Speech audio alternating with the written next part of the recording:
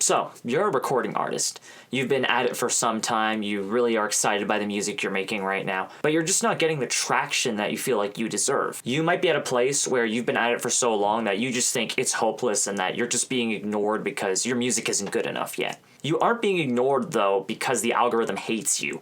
You're being ignored because you're playing it too cool. You're not going hard enough at it. In a world of infinite content, indifference is the fastest route to career death. You have to care about what you're working on. And if the algorithm can't pick that up because your music isn't demanding a reaction, it doesn't deserve a place in the culture, is what the algorithm thinks. Today, we're going to build you that architecture of emotional gravity to get people naturally attracted to your content no matter what kind of music you're making. Most artists approach music as a product to be consumed, a background vibe, if you will. They think if the melody is catchy, the fans will come. If we build something great, people will show up naturally. The reality, however, is that the market doesn't reward just catchy alone. It rewards emotional proxies, emotional stories, and worlds. People don't share songs because they sound good on their own.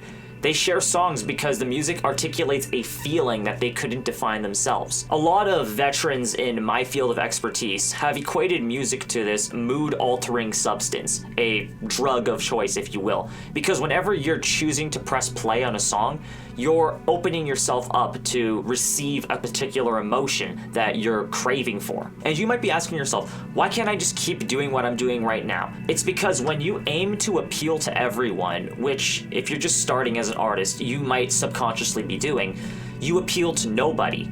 You're fighting for passive attention with a bunch of other artists who already have the monopoly on that passive attention.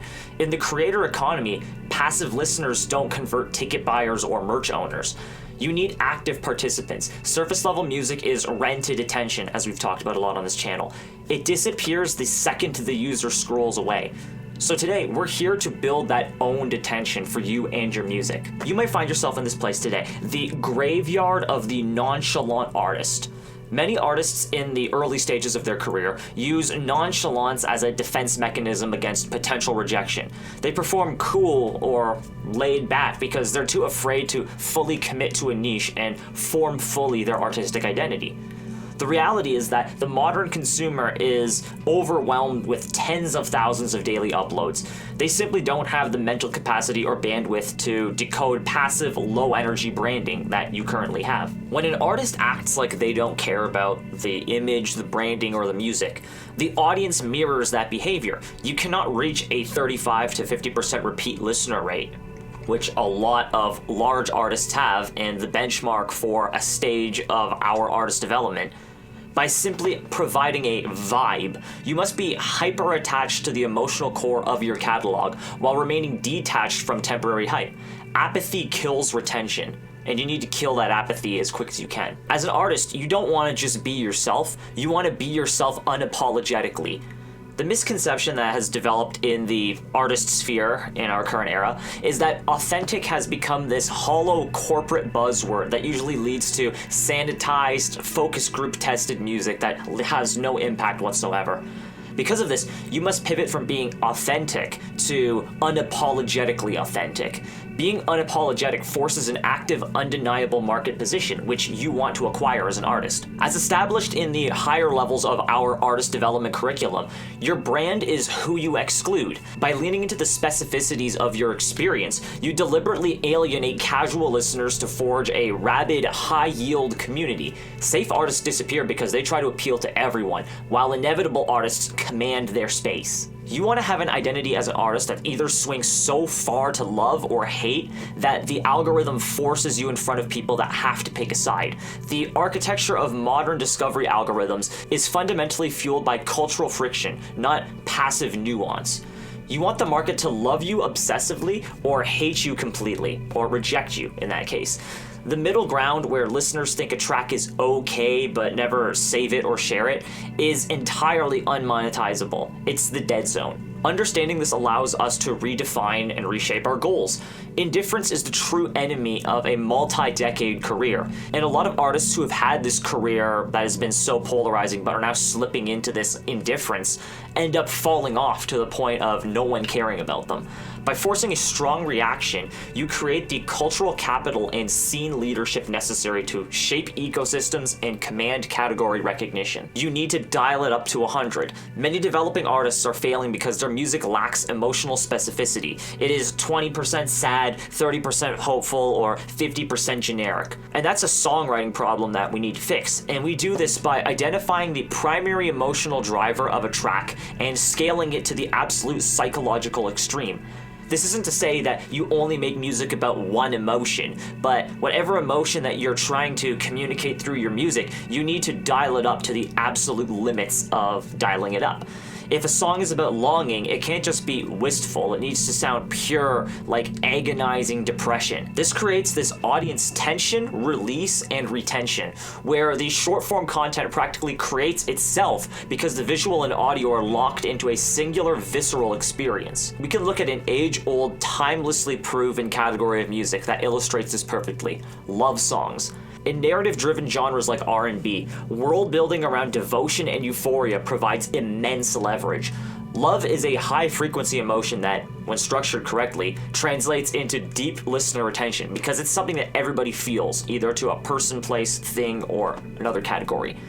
When an artist successfully builds their own world around this intensity, they stop renting their audience and begin building this owned attention. Fans don't simply consume the song, they adopt the artist's emotional vocabulary for their own relationships, leading to high-ticket merch sales and $5 million plus catalog valuations by some of the biggest in the world. On the flip side, we have heartbreak, and heartbreak is the ultimate engine for user-generated content and long-term retention, because it, like love, is something that everybody feels as an artist, as just a person in general, towards, again, person, place, or thing, or another category. When listeners experience grief or betrayal, they don't want a passive vibe. They want an emotional experience that dials that up to 100 and matches their feelings. It matches their vibe. By dialing that heartbreak up to 100, you provide the exact vocabulary your audience needs and lacks at the moment, driving repeat listener rates into the coveted 35 to 50% benchmark. This creates a sticky catalog where the listener returns to the music every time that a specific emotional trigger is activated within their own life.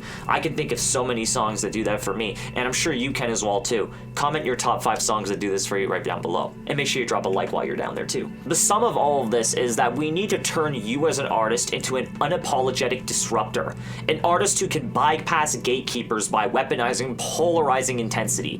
Social media framing that you use does not ask for permission anymore. It practices extreme narrative control and reputation engineering.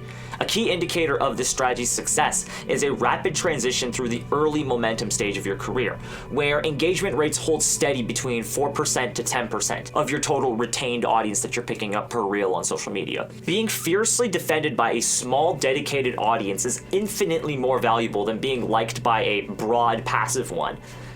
Artists like this can turn their persona into an unavoidable cultural conversation that artists are forced to talk about as long as they're fans. Modern success stories take a hyper-specific emotion, like the weight of a toxic relationship, and scale it from an independent to an established artist. In the independent stage, you might see 500 to 5,000 UGC videos, but the established artist jumps up to 5,000 to 50,000 because their emotion has become this emotional template for the audience to use. We look at trending songs on TikTok especially, like Back to Friends by Somber is the perfect example of this, where the song itself transcends the UGC that is emotionally being used to post it. It becomes the background song to just any type of video on TikTok because everybody knows they can throw it on there and it'll just fit the vibe that either they're feeling or they're recording. This scaling relies on maintaining a save rate, of course, above 12% and ensuring algorithmic streams exceed follower streams, proving the emotional amplification has achieved true cultural traction. While raw emotional resonance is the fuel to your machine, Influence architecture is the engine itself. This is the transition from just being a musician to a category in the music industry. Every moment of euphoria or betrayal must serve a multi-decade plan. When you own the emotional real estate in your fans' minds, you possess true cultural capital. Brands and partners seek you out because they are desperate to access the authentic, engineered devotion that you have built, allowing you to move into high-level networking and ecosystem building. All because you locked in and really strongly branded around a specific emotion. That's so important. So what are some ways that we can do that? Let me propose a couple for you today. Map out your next 23 weeks around one core emotional anchor. I know, 23 weeks is a lot, but trust me on this. In weeks 1 to 4, establish your unapologetic identity. So then when you move into weeks 5 and 12, your high volume, low friction content is able to focus on that emotion and build off of it. Finally, in weeks 13 to 23, move your audience from rented platforms, TikTok and Instagram Reels, to your owned assets. Which, if you're unaware of how to do that, check out our last video where we went into depth on all of that. The next thing you need to do is audit the songs that you have coming up. Look at them and be brutal. Rate the emotional specificity from 1 to 10. If it's below the 9, take it back into the shop and do some rewrites on it. It needs to be raw, visceral, and polarizing. If you are comfortable singing it, it's not dialed to 100 yet. And believe me, as somebody who is very, very fine in their own emotional comfort zone when it comes to music, I can think of lyrics that have made me so uncomfortable to perform looking back on them.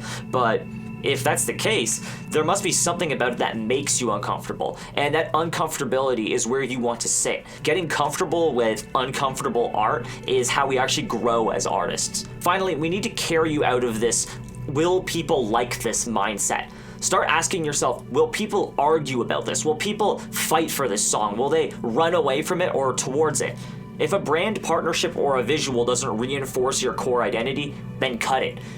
Your reputation engineering is more important than a quick paycheck. Protect the emotional brand at all costs if you're early in your career. Most artists that you're going to see on social media are continuing to fight for attention, but we don't want you to just have attention. We want you to have inevitability. And if you're an artist that you know that this is for you, you know that you want to be an artist, there's no changing your mind, I have the perfect place for you to come by and take a look at. It's called MMM, Masters of Music Marketing, our specific and in-depth, rich artist development program and community that you can join today over on School. You can claim your free 7-day trial today, give it a test, see if you like the stuff that we're talking about over in that community. The system works, but only if you have the stomach to stop being polite with your art. And as you navigate MMM and have that infrastructure to help support you and lift you up and give you the knowledge and expertise you need to build an in-depth career that lasts for years and years and years, this is the place for you. Take this week and audit your emotional output, apply the intensity, and stop renting your audience.